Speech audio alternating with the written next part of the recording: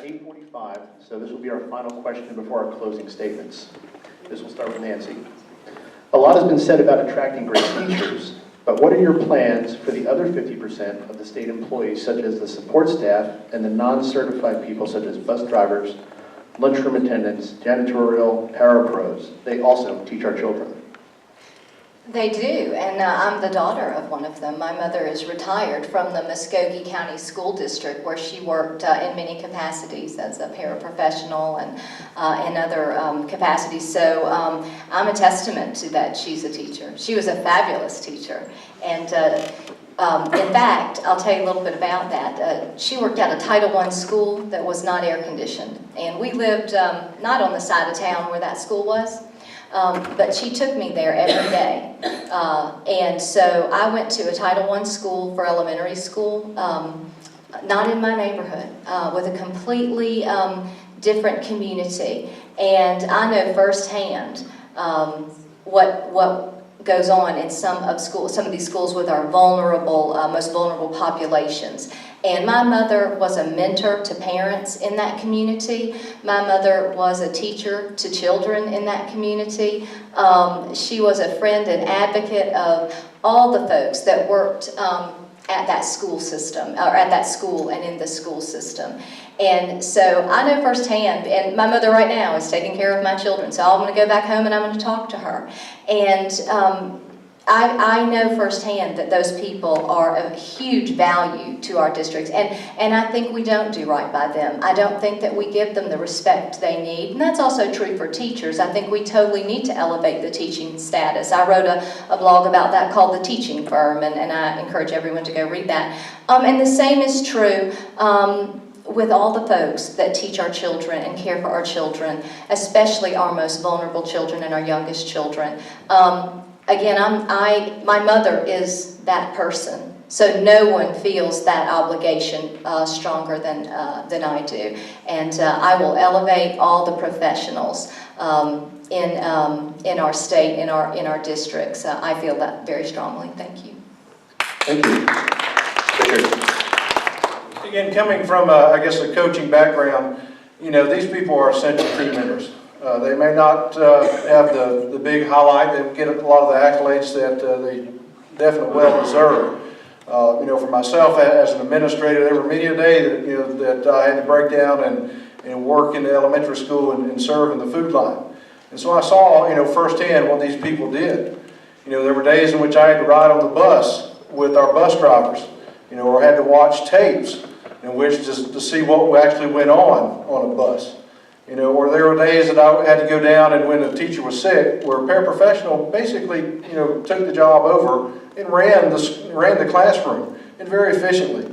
So these individuals are definitely, you know, are worth their salt. But it does mean treating them with respect. And I think that, you know, that begins, you know, definitely at the site level, but also for myself as being, you know, a next state school superintendent, you know, it's setting the tone and it's letting them know that they are appreciated. And I think one of the ways we can look at making sure they are appreciated is probably addressing something that's very dear to them. That many of these people, they get into it just for some of the benefits, the health benefits. And what you find across the board is that the way that we have done with our health, and especially the concerns we've had, you know, we have done these people a disservice.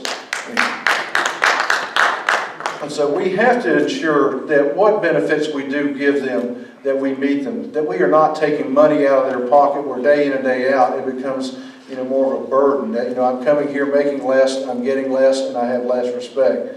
So let's look at what we are offering our specialty people in this area, treat them with respect, give them the benefits that they need, you know, so that they can, you know, provide and help provide for their family.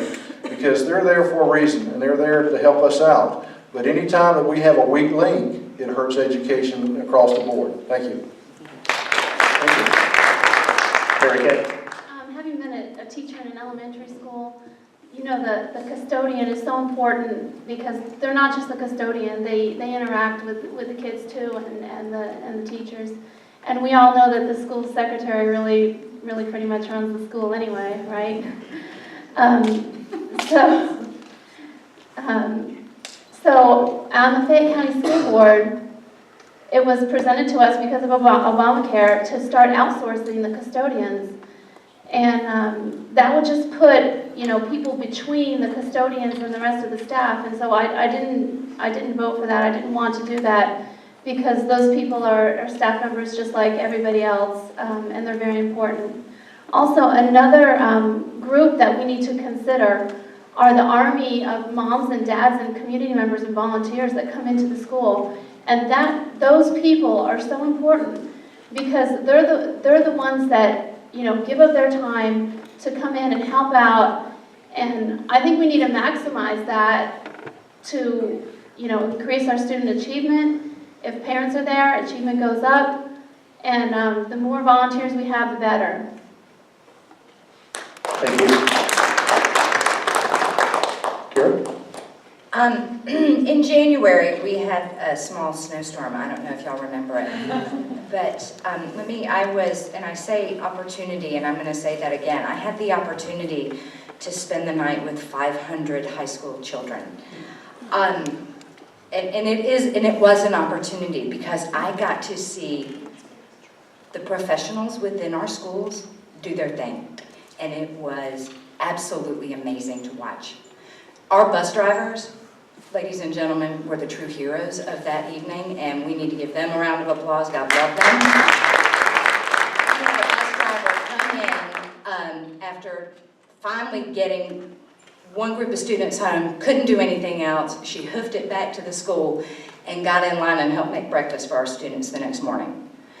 Our school secretary did not leave her desk from the time we started calling off school until 1:30 in the morning when she walked to walk home, and she could.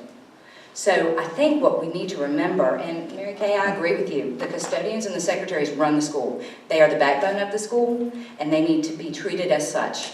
We need to make sure that we take care of our professionals, we need to take care of our bus drivers, we need to take care of our custodians, and we absolutely need to take care of our parapros and our secretaries. And that starts with teachers, and that starts with the administration, and it starts with the community. We have to respect them, we have to treat them as equals, and we have to treat them as professionals in their job, whatever that job may be. I was taught at a very young age that everybody counts. From the bottom to the top. Everyone's part of the team. Everybody deserves the respect that they earn. And when you talk about the bus drivers and the secretaries and the folks, you need to treat them as part of the team. They need to be rewarded when they do well, and they need to be disciplined when they don't do well. We have to make sure that they are feeling like, they interact with our kids as much as any of us. And we want to make sure that they're part of it. They understand their role. They're trained. They understand if we have safety, if we have safety issues, they understand how to evacuate a building, or they understand how to help when it's needed.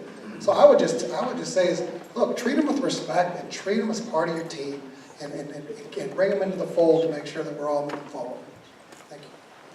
Thank you. Right. It's not that I'm not listening to you, but by the time that comes to my turn, I think everybody's answered a different question. Gotcha. Could you repeat it again? I sure could. Thank you. A lot has been said about attracting great teachers.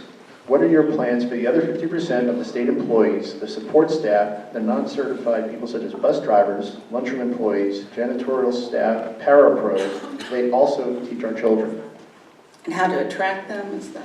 I think it's, what are your plans for the other of these people? Really those people are hired at the local level by the local county systems. But I went to some listening sessions earlier this year with the House and Senate reps that went out. And when they talked to superintendents at the different systems, they kept coming up about teacher pay raises. If the state mandates a teacher raise, then all of a sudden you've got these bus drivers and people back at the school that may not get that. Let's say it's a 3% or if it's higher. And so that puts a burden, a financial burden on the local system to try to match those salary increases for all these other staff members that we're talking about. So respecting them all day long, that's great. And I think at our school we certainly do. But I think what we really don't have is a financial promise to them. What I heard the superintendent say, that therefore, instead of mandating a teacher raise, that they would rather have the money sent to the district, that they could then allocate it to the bus drivers and the teachers equally across the board, and it wouldn't be just the teachers. Now, some counties make that up and give the increments out of their own funding, the property tax and whatever, but some of these smaller counties that we referred to tonight don't have that money. So that's what I heard them saying at these listening sessions, that these employees sometimes are underpaid just because the state money isn't really relegated to them, it's the local money, and there is a disparity. Thank you. Thank you. You go to the DOE website and you look on the allotment sheet, you will find that, and you go back about 5 or 6 or 10 years, you will find that the transportation line on your local allotment sheet is probably the same thing it was 10, 15 years ago. It's amazing. I know mine is. It's been the same thing 3 or 4 years ago. So the pay from the DOE, from the state, and remember, DOE gets its money from the legislature. DOE doesn't go to a magic pot and open it up and get money. It comes from the legislature. And when we figure the budget, then we need to go in and figure out how we can support our support personnel. Okay? Who's the first person a child sees in the morning for 50% of the students in this state? The bus driver. Who makes sure that when we went back to school that Friday after Snowmageddon, the school was warm? Custodians. Who, as we talk about special needs child, and I have a grandchild that is one, who has to take care of that child during the day? The parapro. These are the most special people in the world. They are support, kind of like a foundation. They support the walls and the roof of the school. They make sure that the child gets to school and home safe each and every day. They make sure the school is clean and warm or cool. They make sure that these children are taken care of and given extra and supplemental care. And we need to figure out a way to pay these people more money. Now, a lot of it deals with the health insurance, and that's something that we've got to figure out. But these are important people. I always say that even as a superintendent, I tell my bus driver, my custodians, my secretary, my parapros this. I said, let me tell you, you know what the difference is between me and you? Nothing. We belong to the children of this school. We belong to the children of this system. We're equal in their child raising.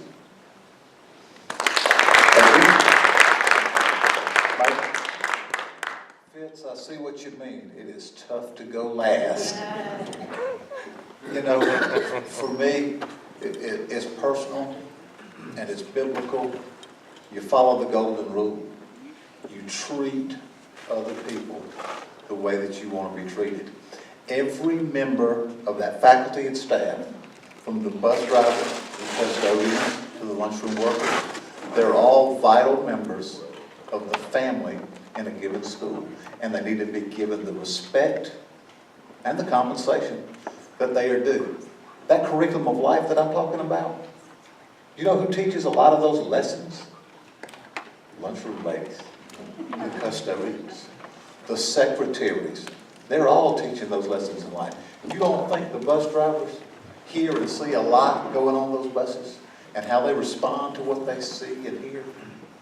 I'm telling you, they are absolutely essential to us doing the job that we need to do.